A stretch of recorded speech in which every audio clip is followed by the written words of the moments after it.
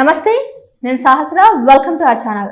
గత వైకాపా 5 ఏళ్ల పాలనలో దాదాపు 10,000 కోట్ల టీడీఆర్ బాండ్లు ప్రాథమికంగా వారికి జారీ చేసినట్లు అంచనా వేస్తున్నారు. అయితే ఇందులో వైకాపా మంత్రులు, ప్రజాప్రతినిధులు 2,000 కోట్ల కమిషన్లే వాళ్ళ జోబులో వేసుకున్నట్లు కూడా తెలుస్తా ఉంది. తిరుపతి, విశాఖపట్నం, కాకినాడ, తణుకు ఈ ప్రాంతాలకు సంబంధించి నిబంధనలకు విడ్డూరంగా వీళ్ళంతా కూడా ఈ టీడీఆర్ బాండ్లు అయితే జారీ చేశారని కూడా చెప్తా ఉన్నారు. మరి దీని గురించి పూర్తి వివరాలు తెలుసుకునే ప్రయత్నం చేద్దాం. మనతో పాటు పొలిటికల్ అనలిస్ట్ మధుసూదన్ రెడ్డి గారు ఉన్నారు, ఆయన అడుగుదాం. నమస్తే సార్. నమస్తే అమ్మా. సరే, ఈ 1.4 రేషియోలో ఈ టీడీఆర్ బాండ్లు అంతా కూడా వాళ్ళు జోబులో వేసుకున్నారు. 10,000 కోట్ల బాండ్లు అయితే కనుక అది కూడా నిబంధనలకు విరుద్ధంగా జారీ చేస్తే దాంట్లో కమిషన్లు 2,000 కోట్ల వరకు ఈ ప్రజాప్రతినిధులు, మంత్రులు అంతా వైకాపాకు సంబంధించిన వాళ్ళంతా కూడా వాళ్ళ జోబులో వేసుకున్నారని కూడా ఇప్పుడు టీడీపీ అయితే చెప్తా ఉంది. మరి దీంట్లో ఎంత వాస్తవం ఉందంటారు? వాస్తవం ఉంది, సత్యం. నారాయణ గారు ఉన్న శాఖలు, అది మున్సిపాలిటీ శాఖలు ఎక్కువ జరిగింది. కార్పొరేషన్లో, మున్సిపాలిటీల్లో ఇది వెరీ సింపుల్ అమ్మ లాజిక్. ఇది టీడీఆర్, ట్రాన్స్ఫరబుల్ డెవలప్మెంట్ రైట్స్ అంటారు. ఆ పేజీలోనే ఉన్నాడు, ట్రాన్స్ఫరబుల్ డెవలప్మెంట్ రైట్స్.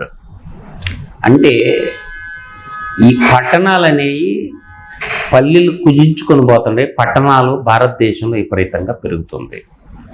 దీనికి కారణం ఏంటంటే పల్లెల్లో ఆదాయాలు రోజు రోజుకు తగ్గిపోతున్నాయి, పట్టణాల్లో ఉపాధి అవకాశాలు పెరుగుతున్నాయి, జనసాంద్రత కూడా పెరుగుతుంది పట్టణాల్లో.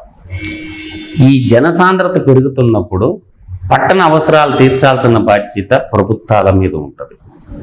ఏంటంటే ఇప్పుడు రోడ్లు ఉంటాయి, కొద్ది జనాభా ఉన్నప్పుడు చిన్న రోడ్డు ఉంటుంది, ఎక్కువ జనాభా కొంది రోడ్లు విస్తరించుంటారు కదా.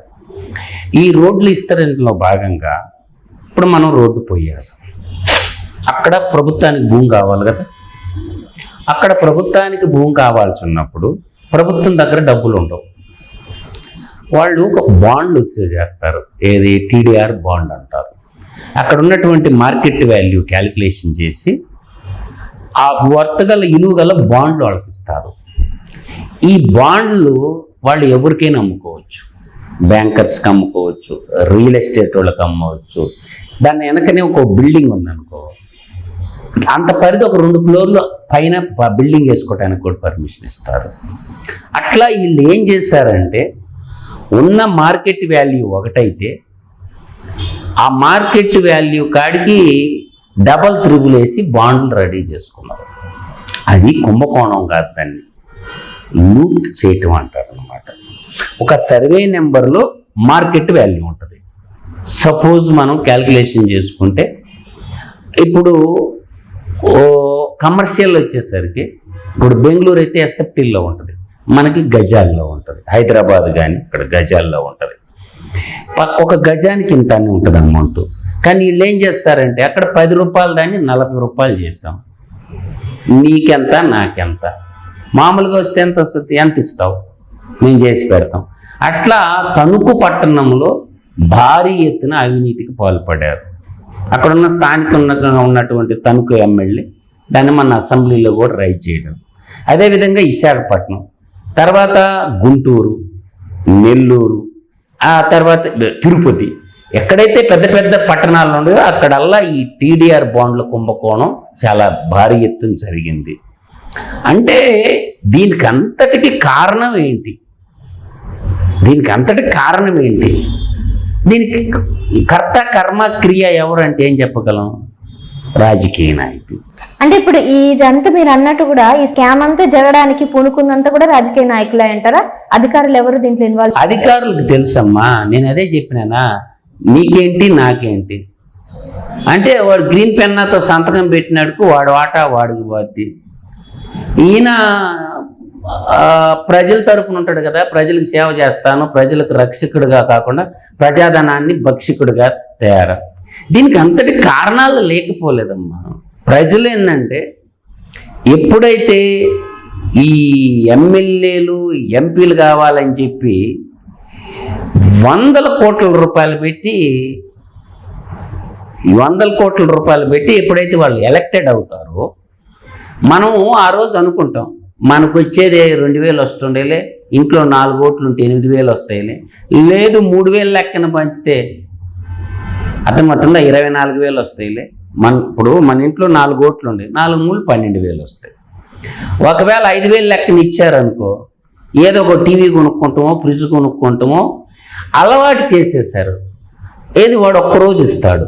ఇప్పుడు సపోజ్ మనకి సింపుల్ క్యాలిక్యులేషన్ చేసుకుంటే 5 సంవత్సరాలకి ఎన్ని రోజులు ఉంటాయి? 1,500 రోజులు ప్లస్ 5 6 30, 1,800 రోజులు, 5 5 25. అర్థమవుతుందా?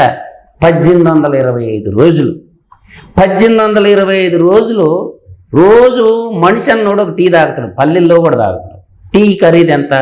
10 రూపాయలు, లేదంటే 5 రూపాయలు గ్రామీణ ప్రాంతాల్లో ఉంటే, పట్టణ ప్రాంతాల్లో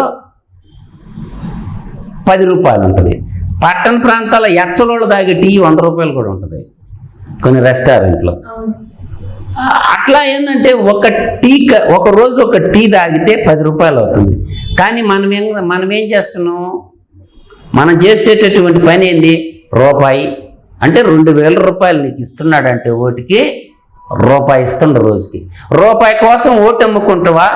నిజాయితీగా చిత్తశుద్ధిగా మతాన్ని పక్కన పెట్టి కులాన్ని పక్కన పెట్టేసి రాష్ట్ర అభివృద్ధి చేసి ఒక మంచి నాయకుడిని ఎన్నుకుంటావు అనేది అది నీ విజ్ఞత మీద ఆధారపడింది. నువ్వు లుచ్చాగాడిని లఫంగగాడిని నువ్వు ఎన్నుకొని వాడు దోషేస్తుంటూ దొరికేవాడు ఏం చేస్తాడు? వాడు దోస్తా ఉన్నప్పుడు ఏం చేయాలా? కంప్లైంట్ ఇవ్వాలి. దీనికి కంప్లైంట్ ఇచ్చే మగాడు ఎవరు? ఇప్పుడు ఏసీబీ ఉంటుంది, యాంటీ కరప్షన్ బ్యూరో ఉంటుంది. వాళ్ళు స్వచ్ఛందంగా కేసులు సుమోటోగా కనీసం వాళ్ళకి తెరిస్తే సార్ ఇదిగో ఇంత అన్యాయం చేశారు. ఇప్పుడు అన్ని శాఖలు నిద్రావణ వ్యవస్థలో ఉన్నాయి. వాళ్ళని తట్టి లేపి పని చేయాల. మార్కెట్ వాల్యూ ఎంత అనే సంగతి అక్కడున్న రిజిస్ట్రార్కి తెలియదా? అంటే అందరూ దొంగలే. అక్కడున్న ఆర్డీఓకి తెలియదా? అక్కడున్న ఎంఆర్ఓకి తెలియదా? అక్కడున్న మున్సిపాలిటీ కమిషనర్కి తెలుసా? అందరూ దొంగలు ఊళ్ళు పంచుకున్నట్టు వీళ్ళందరూ ప్రజల పన్నుల రూపంలో కట్టిన డబ్బు జీతాలుగా తీసుకుంటారా లేదా? ఏం చేయాలా? నిర్దాక్షిణంగా ముఖ్యమంత్రి ఏం చేయాలా? ఐటీని పంపించాలా, ఇన్కమ్ ట్యాక్స్ రిటర్న్స్ పంపిస్తే వాడు బంధువుల ఇళ్లలో అందరితో దాడులు చేస్తే ఏమేమి డాక్యుమెంట్స్ బయటకు వస్తుంది. ఒకవైపు ఏసీబీని పంపించేసి వాడు జాబ్లో జాయిన్ అయినప్పుడు వాడు ఆస్తి ఎంత ఉంది, ఇప్పుడు ఎంత ఉంది, మార్కెట్ వాల్యూ ఎంత ఉంది. ఏసీబీ ఏం చేస్తుందమ్మా తెలీదు. ఏసీబీ అధికారులకి యాంటీ కరప్షన్ గురించి కంప్లైంట్ ఇస్తేనే పోయి రిజిస్ట్రేషన్ చేస్తారా? ఒక ఎమ్మెల్యే మీద రైట్ చేయొచ్చు కదా. ప్రతి సంవత్సరము జూలై 31 నాటికి స్పీకర్కి ఇవ్వాలి కదా ఆస్తులు. ఎమ్మెల్యే భార్య వాళ్ళ కుమార్తెలు వాళ్ళ మీద ఉన్న ఆస్తుల చిట్టా మొత్తం ఇవ్వాలా. పోనీ స్పీకర్ అన్నా ఎంక్వైరీకి ఏపిస్తున్నాడా? ఇప్పుడు ఒక 175 మంది ఎమ్మెల్యేలు ఉన్నారు. ఏం చేయాలా? స్పీకర్ని ఏం చేయాలి? ఒక స్పెషల్ టీం పెట్టేసి ఎంక్వైరీకి పంపించాలా. నాకు ఈ అఫిడవిట్ ఇచ్చాడు, ఇది నిజమా అబద్ధమా తేల్చండి అని చెప్పి. అటువంటి కౌంటర్ చెక్ చేయటం వల్ల సంతకం పెడతారు, బీరువాలో కట్టకట్టి పెట్టుకుంటారు. అంటే ఎవరి బాధ్యత వాళ్ళు నిర్వర్తిస్తే ఏమవుతుందంటే సమాజంలో పట్టిన చీడ పేడ అంతా ఒడిసిపోద్ది. ఈ నాకెందుకులే అనుకున్న ప్రతి ఒక్కడేందంటే ఈ రాజకీయ నాయకులు ఏం చేస్తారంటే పెద్ద ఆఫీసర్లు పెట్టి ట్రాన్స్ఫర్ చేస్తారు. అయ్యా ఎందుకు ట్రాన్స్ఫర్ చేయాలి? వాడు తప్పు ఏం చేసిండు నాకు ముందు పెట్టాను అడగడు ఎస్పీ. ఇప్పుడు ఎమ్మెల్యే పోతాడు నేరుగా ఎస్పీకి అడిగి పోయి ఈ నచ్చల ఈ ఎస్ఐ నాకు ఈ నచ్చల స్టేషన్ హౌస్ ఆఫీసరు ఈయన పేరుకి పారి అయితే వాడు చేసిన తప్పేదో చూపించమంటే చూపిడు. ఎందుకంటే నాకు కాళ్ళు మొక్కలేదు, నాకు సెల్యూట్ కొట్టలేదు, మా ఇంటికి కూరగాయలు తెచ్చిచ్చలేదు, నా రోజు కలెక్షన్ చేసి నా ఇంటికి తెచ్చిలేదు, అందుకు నచ్చల. నేను చెప్పిన ఎత్తి బొక్కలు వేయలేదు, అందుకు నచ్చల. వీడి మాత్రం ఎస్పీకి అడుగుచ్చుడు, ఎస్పీ కూడా విచారం చేయడు. వాడు ఎంత నీతిమంతున్నా ఆ ఎమ్మెల్యే చెప్పిండు పెరిగి పారేయాల. ఇంకోడేం చేస్తాడు? 2-3 ట్రాన్స్ఫర్లు అయినాక ఇంట్లో ఆ గవర్నమెంట్ వాళ్ళు వైఫ్ ఉంటుందిగా, నీకేం పని బాటలేదా, బతకం చేతగానోడో, నన్ను ఎందుకు చేసుకున్నావో, నిన్ను చేసుకొని నేను రోజు పెట్టే బేడ తిరగలేకపోతున్నాను, అందరు పోయినట్టు పోతే పోలేదా? ఆ అవినీతి రొచ్చులో నువ్వు కూడా ఇరుక్కుంటే మనం కూడా పెద్ద బంగారం కొనుక్కోవచ్చు, ఇల్లు కట్టుకోవచ్చు, పొలాలు కొనుక్కోవచ్చు అని ఇంట్లో ఆడవాళ్ళు డోలు వాయిస్తారు. నిజాయితీగా బతికే ఆఫీసర్ని కూడా బతకనీరు. ఎందుకు? వాడికి నిజాయితీ పెద్ద అవరోధంగా తయారైపోద్ది. పోలీసు డ్రెస్ వేసుకున్నప్పుడు ట్రైనింగ్లో ఉన్నప్పుడు అబ్బా నేను అది చేసేస్తా, చించేస్తా, భారతదేశాన్ని బాగు చేస్తా, పుస్తకాల్లో బాగానే చెప్తారు. ఏదో ట్రైనింగ్ పీరియడ్లో.